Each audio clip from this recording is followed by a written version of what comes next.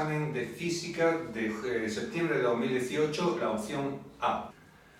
Bien, aquí podéis ir viendo el examen con las 4 preguntas de las que consta.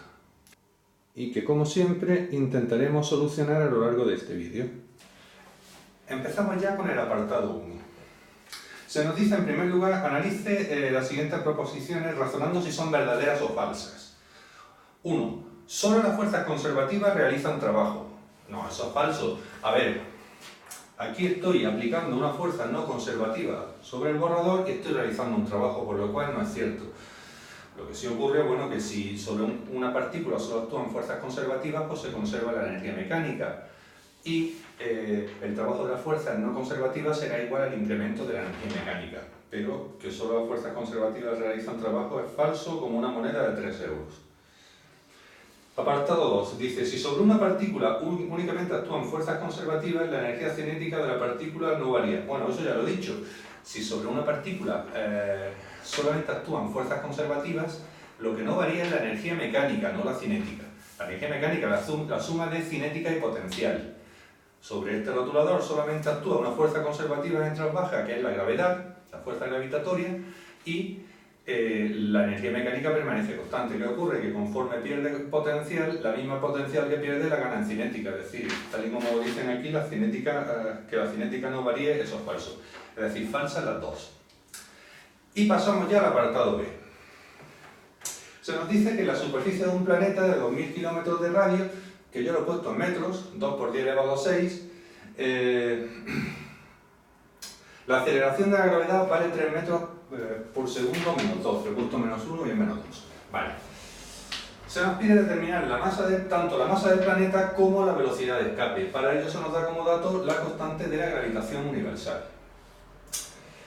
Vale, en primer lugar, la masa del planeta va a ser bastante fácil porque nosotros sabemos que G, el módulo, lo podemos calcular como G mayúscula por la masa del planeta dividido entre el radio al cuadrado. Es decir, si yo despejo lo que se me pide, que es la masa, tendremos que la masa será igual a G por R cuadrado dividido entre G mayúscula. Es decir, 3 por R cuadrado sería 2 por 10 elevado a 6 al cuadrado. Es decir, 4 por 10 elevado a 12, pero bueno, lo dejo indicado aquí para que veáis mejor. Entre G mayúscula, que lógicamente es 6,67 por 10 elevado a menos 11. Hacemos esto con la calculadora. A mí me ha salido 1,80 por 10 elevado a 23 kilogramos, que sería la masa pedida del planeta. En otro lugar se nos pide calcular la velocidad de escape. A ver, nosotros tenemos nuestro planeta aquí, de radio R. La velocidad de escape será, ¿qué velocidad tengo que darle? Esto vamos a llamarle velocidad de escape a un cuerpo sobre la superficie, imaginaros que el infinito está aquí, para que sea capaz de llegar al infinito con velocidad cero. Entonces, lógicamente, sobre este cuerpo solamente actuaría la fuerza gravitatoria, que es una fuerza conservativa, por lo cual se va a conservar la energía mecánica. Es decir, la energía mecánica inicial va a ser igual a la energía mecánica final. Es decir, cinética inicial más potencial inicial será igual a cinética final más potencial final. Pero estas dos valen cero. Porque hemos dicho para que llegue con velocidad cero, aquí, para que llegue al infinito con velocidad cero, si la velocidad cero, la energía cinética es cero. Y la potencial, como va dividido entre R, si R es infinito, ¿no? En el caso de que la partícula esté en el infinito, si R es infinito, esa división da cero. Por lo cual, la energía cinética inicial sería un medio de la masa, en este caso por la velocidad de escape, porque quiero calcular al cuadrado, quiero calcular la velocidad que tendría que darle para que sea capaz de salir de la influencia del campo gravitatorio de ese planeta. La energía potencial, lógicamente, menos G, masa M mayúscula, la masa del planeta, M minúscula, la masa del objeto, entre R. Como está sobre la superficie del planeta, pues sería el radio del planeta, y eso tendrá que ser igual a 0. Despejo la velocidad de escape, entonces esto pasaría aquí sumando, y tendremos que la velocidad de escape sería igual a G, M mayúscula, bueno, por cierto, la M minúscula se me van, ¿no? Porque podría sacar factor común en los dos lados y llevármelo allí. Como está dividiendo por 0, pues no hace falta tenerla en cuenta. Entonces sería Gm partido el 2 pasa multiplicando, sería 2gm, la r que estaría aquí se queda dividiendo y luego el cuadrado pasa como raíz cuadrada. Y así vamos a calcular la velocidad de escape, lo tenemos todo. Esto sería igual a 2 por 6,67 por 10 elevado menos 11 por la masa del planeta, que hemos dicho que era 1,80 por 10 elevado a 23, dividido entre el radio del planeta, que lo tengo aquí ya en metros, 2 por 10 elevado a 6. Y si yo no me he equivocado, esto da 3.465 metros segundo menos 1, que sería la velocidad de escape de ese planeta. Y con esto hemos terminado el ejercicio 1. Vamos a resolver ya el ejercicio 2. Se nos dice razones y cuando se sitúa una espiral circular de radio fijo en reposo en el seno de un campo magnético variable, con el tiempo siempre es muy importante, se induce una fuerza electromotriz. A ver, lo normal es que sí se induzca una fuerza electromotriz, pero siempre no. Imaginaros una espiral circular como esta, con su vector de superficie, este sería S, y un campo magnético variable. ¿Siempre este campo magnético variable va a inducir una fuerza electromotriz en la espiral? Pues siempre no. Si el vector campo magnético fuera perpendicular al vector de superficie, aunque esto vaya variando con el tiempo, digamos que con el tiempo a lo mejor se va haciendo más grande o más pequeño el campo magnético, vaya creciendo, vaya decreciendo, sí que varía la intensidad del campo magnético, lo que no varía es el flujo. Entonces, si no hay variación de flujo, en virtud de la ley de Faraday-Lenz, pues no va a haber una fuerza electromotriz inducida sobre la espiral. En cuanto B forme un cierto ángulo, el que sea, por ejemplo, la variación de B sí que se va a traducir en una variación del flujo y, en consecuencia, en una fuerza electromotriz. Por lo cual, la propuesta esta es falsa. Es decir, casi siempre sí que va a producir una fuerza electromotriz, pero siempre no. Y no ocurrirá cuando el vector B y el vector de superficie de la espiral sean perpendiculares. En ese caso puede variar el módulo de B todo lo que quieras, que no va a variar el flujo. En consecuencia, no va a haber una fuerza electromotriz inducida sobre la espiral. Veamos el apartado B. Se nos dice que el flujo de un campo magnético que atraviesa una espiral, cada espiral de una bobina de 50 vueltas sería este. Este es el flujo de una espiral. Bueno, como tenemos 50 espiras en la bobina, vamos a llamarle el flujo de la bobina phi sub b, aunque lógicamente varía en función del tiempo, pues sería sencillamente 50 veces el flujo de una espiral. Es decir, multiplicando por 50, esto sería 0,2 por 50 es 1, si no me equivoco, más esto sería 0,025 por 50 es 1,25. 1,25 t cuadrado, y esto serían unidades del sistema internacional. Vale, seguimos leyendo. Deduzca la expresión de la fuerza electromotriz inducida en la bobina y calcule su valor para t igual a 10 segundos. Vale, hay que calcular la fuerza electromotriz para t igual a 10 segundos, así como la intensidad de la corriente inducida en la bobina si esta tiene una resistencia de 5 ohmios. Vale, la resistencia es 5 ohmios. De acuerdo. Aquí lo que tenemos que saber es que la fuerza electromotriz inducida en la bobina será igual a menos la variación del flujo de la bobina, que es una función del tiempo, con respecto del tiempo. Si la ponemos en valor absoluto, porque el signo menos en realidad lo único que me da es el sentido de la fuerza electromotriz inducida o de la corriente inducida en la espiral, pero aquí no me hace falta eso.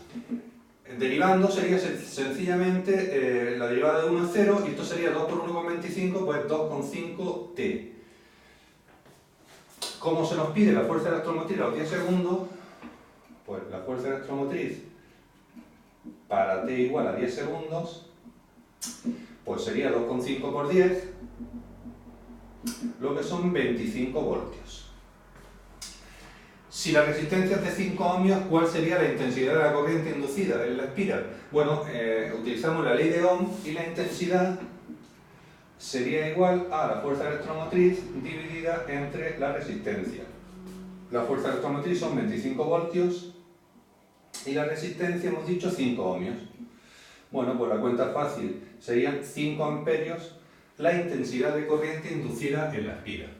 Y creo que no he preguntado nada más. No, pues con esto hemos terminado el ejercicio 2. Veamos pues el ejercicio 3. Señale la diferencia entre lentes convergentes y divergentes, así como al menos un uso de cada una de ellas. Bien, yo he dibujado aquí lo que sería una lente convergente, recordad que se dibujan con flechitas así, y una lente divergente, que esta sería su representación. La diferencia es que el foco imagen está a la derecha en una lente convergente y está a la izquierda en una lente divergente. ¿Por qué se llaman lentes convergentes? Imaginaros que si tenemos un haz de luz, voy a poner la F por aquí, que no me estorbe, esto sería un haz de luz, lógicamente si va paralelo al eje X, apuntaría hacia el foco. Y el haz de luz iría convergiendo, por esto se llama una lente convergente. En este caso, si tenemos un haz de luz paralelo al eje X, como puede ser este, apuntaría hacia el foco imagen. Es decir, el rayo, el haz de luz se abriría. Un rayo que venga por aquí, pasaría esto y se abriría. Por eso se llama divergente, ¿no? El haz diverge cuando atraviesa la lente.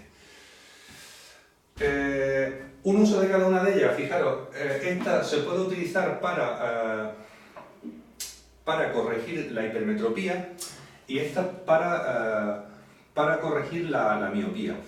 O sea, todos los que somos miopes, yo también lo soy un poquito, utilizamos lentes divergentes. También se puede utilizar, por ejemplo, yo creo que de niños todos con una lupa alguna vez hemos quemado un papel o un trozo de madera seca o algo. Si tú tienes tu lente aquí, pues todo el haz de rayos del sol que atraviesa la lente va a converger en un punto, con lo cual en ese punto hará mucho calor, es necesario probablemente para encender el papel. Ese sería otro uso de una lente convergente. A ver, os voy a explicar lo de por qué se puede curar la miopía con una lente divergente. La miopía es exceso de convergencia en el ojo, es decir, un ojo sano, pues un haz que venga de luz que venga aquí, convergería exactamente en la retina. ¿Qué es lo que ocurre a un miope? Pues un miope, como yo por ejemplo, tiene un exceso de convergencia en el ojo. Lo he puesto muy exagerado, esto sería mucha miopía. Entonces, ¿cómo se corrige? Pues poniéndole aquí una lente divergente. ¿Qué ocurre? Que este haz se abre y luego, al entrar en el ojo, pues a lo mejor, si se corrige adecuadamente, puede conseguir que converja justamente en la pared de la retina. Análogamente al revés, porque la hipermetropía, la gente que ve muy bien de lejos, pero muy mal de cerca, lo que tiene es que, si este es el ojo, claro, en lugar de, como un ojo sano, converger directamente los rayos aquí, sería una cosa así más o menos, ¿no? Convergerían ya fuera del ojo. Entonces, si colocamos una lente convergente, este haz se va a cerrar y si lo hacemos adecuadamente, pues conseguiremos corregir la hipermetropía. Y estos serían pues, los ejemplos que se me han ocurrido de utilización de lentes tanto convergentes como divergentes, pero hay bastantes más. Bueno, vamos al apartado B. Desde el aire se observa un objeto luminoso en el fondo, esto sería 1 metro de agua, entonces en el fondo habría un objeto que es observado desde aquí. Se nos dan los índices de refracción tanto del aire como del agua y se dice, bueno, ya lo he dicho, que la profundidad del agua es de 1 metro. Bien, el rayo de luz que sale del objeto formaría un ángulo de 15 grados con la normal a la superficie de separación de los dos medios. Entonces se nos pide que calculemos tanto el ángulo de refracción como la distancia la distancia aparente a la que se ve el objeto. Vamos a llamarle D, que sería esta distancia. Fijaros que va a ser mayor que el metro, es decir, veríamos el objeto más alejado de lo que realmente está. Pues vamos a ponernos mano a la obra. Para calcular el ángulo de refracción sencillamente tenemos que aplicar la ley de Snellius, que nos dice que n, en este caso del agua, por el seno de 15 grados va a ser igual a n del aire por el seno del ángulo refractado. Despejamos el ángulo refractado, sería igual a n del agua por el seno de 15 del ángulo incidente entre n del aire. Lógicamente el seno pasa como arcoseno y ya tendremos despejado el ángulo refractado. Es decir, esto sería el arcoseno de el n del agua. Bueno, como el n del aire es 1, bueno, lo voy a dejar indicado. No voy a poner la fracción, pero lo dejo indicado para que lo veáis mejor. N del agua, que es 1,33, por el seno de 15 grados. Si yo no me he equivocado con la calculadora, da un ángulo de 20,1 grados. Con respecto de a qué distancia se ve el objeto, para calcular esta ley simplemente vamos a usar trigonometría. Fijaros que tendremos que relacionar el cateto contiguo de este triángulo rectángulo con la hipotenusa. Y eso lo hace el coseno, es decir, el coseno de 15 grados será igual a 1 metro entre D. De donde, despejando D, pasaría para allá, el coseno dividiendo sería 1 partido por coseno de 15 grados. Y a mí eso me sale 1,035 metros. Y con esto hemos terminado el ejercicio 3. Bueno, vamos a resolver ya el ejercicio 4a. Se nos dan tres reacciones radiactivas. Se nos pide si es exactamente un nucleón o átomo representado por la letra X. Y además que indiquemos el tipo de radioactividad, de emisión radiactiva que se produce en cada una de esas reacciones. Bien, en el primer caso está muy claro, porque si os fijáis, el número atómico decae en 2 y el número másico decae en 4. Es decir, ha emitido una partícula alfa, o lo que es lo mismo, un núcleo de helio 4. Cada vez que un núcleo se escinde emitiendo un núcleo formado por 2 protones y 2 neutrones, es decir, un núcleo de helio 4, a ese núcleo se le llama partícula alfa y sería una emisión alfa. Entonces, tenemos emisión alfa. Bien, en estas dos de aquí tenemos emisión beta. Lo primero que voy a hacer es un inciso, porque realmente hay dos tipos de emisiones beta, aunque yo no sé por qué, normalmente solamente se os da la beta menos, y yo lo voy a considerar como si fuera beta menos, pero por lo menos que lo sepáis. Hay dos tipos de emisiones beta. La beta menos, en la que lo que ocurre es que un neutrón se transforma en un protón, emitiendo además por una serie de partículas que sería un electrón y un antineutrino. Pero también existe otra emisión beta, que sería la beta más, en la que un protón se transforma en un neutrón, emitiendo un positrón y un neutrino. Me imagino que os da la beta menos, a lo mejor porque históricamente pues, se descubrió primero. Si no recuerdo mal, a Pauli se le dio el Nobel en 1931 por el descubrimiento del antineutrino. Y el neutrino no se conoció hasta 1956 o así. Igual fallo la fecha, lo digo de memoria, pero bueno. Me imagino que será por eso, no sé, pero hoy en día ya deberían de daros las dos. Entonces, vamos a suponer que las dos son emisiones beta menos. ¿Qué ocurre si un neutrón se transforma en un protón? Pues lo que ocurre es que si tenemos un núcleo con número atómico Z, número máximo X, se va a transformar en otro núcleo diferente en donde, fijaros que ha ganado un protón el núcleo, es decir, Z aumentará, pero el número de nucleones es el mismo, lo único que pasa es que un neutrón se transforma en un protón, por lo cual sería eso. Además de esto, emitiría su electrón y su antineutrino. Entonces, si aquí la emisión es beta menos, este núcleo va a tener de número atómico, lo pongo por aquí, X, va a tener de número atómico 13, pero el número másico va a seguir siendo 24. A la derecha del sodio, la tabla periódica, si no me equivoco, está el magnesio. Por lo cual X sería magnesio 1324, por emisión beta menos. Aquí, fijaros que el protoactinio tiene como número atómico 91, si proviene de una emisión beta menos, es porque este tiene número atómico 90. Entonces, torio, protoactinio, esto va a ser torio. Lógicamente, 90 y con el mismo número másico, 234. Y con esto hemos terminado el apartado A. Bien, vamos al ejercicio 4b. Determine razonablemente la cantidad de hidrógeno 3, o protio, que quedará tras una desintegración beta de una muestra inicial de 0,1 gramos, que yo lo he pasado a kilogramos porque me puede hacer falta luego tenerlo así, al cabo de 3 años. O sea, tenemos que el tiempo son 3 años. Sabiendo que el periodo de semidesintegración son es de 12,3 años. También nos piden determinar la actividad de la muestra al cabo de 3 años. Bueno, pues vamos a empezar. Se nos pide la masa al cabo de 3 años. Pues la masa, en función del tiempo, siempre la podemos calcular como la masa inicial por E elevado a menos lambda, la constante de desintegración, por el tiempo. Lógicamente no sabemos cuánto vale lambda, hay que calcularla lo primero. Para ello nos dan el periodo de semidesintegración. Nosotros sabemos que lambda podemos calcularla siempre como el logaritmo neperiano, no neperiano, me va a salir una m, de 2 entre el periodo de semidesintegración. Es decir, sería el logaritmo neperiano de 2 dividido entre 12,3 años. Bueno, lo he hecho con la calculadora y me sale una constante de desintegración de 0,05635 años menos 1. Sustituyendo aquí y t por 3 años, tendremos que la masa al cabo de 3 años será igual a la masa inicial, 0,1 gramos, por e elevado a menos esto de aquí, que lo copio, 0,05635 por el tiempo, que son 3 años. Esto sería año menos 1 por el tiempo, que son 3 años.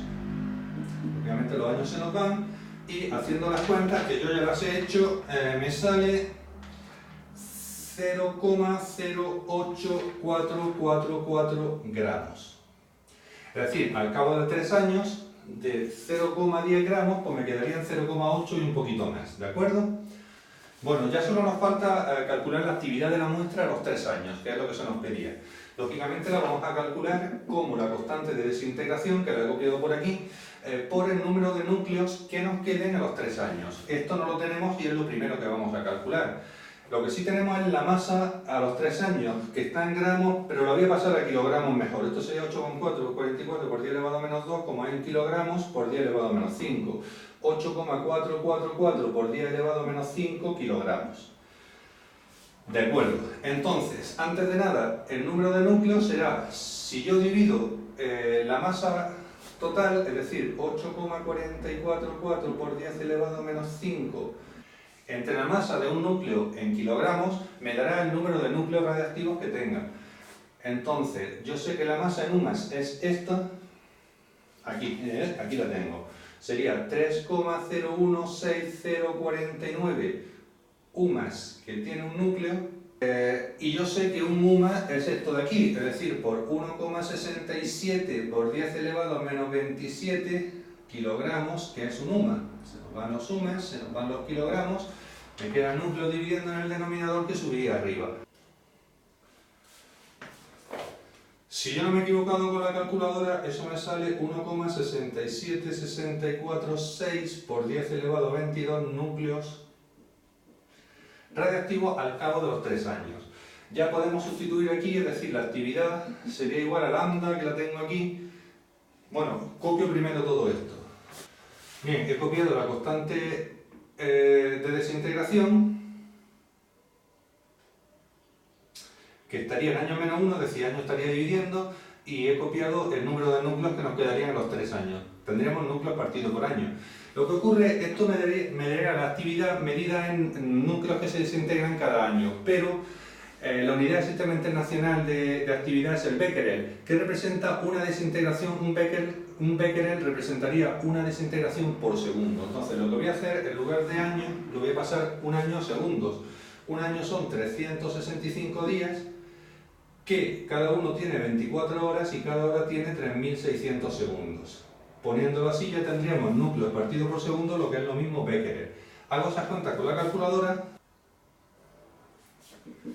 y a mí me da 2,996 por 10 elevado a 13 becquerel, o desintegraciones por segundo.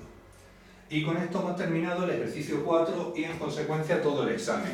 Como siempre digo, muchísimas gracias a todos los que me hayáis visto y nos vemos en un próximo vídeo.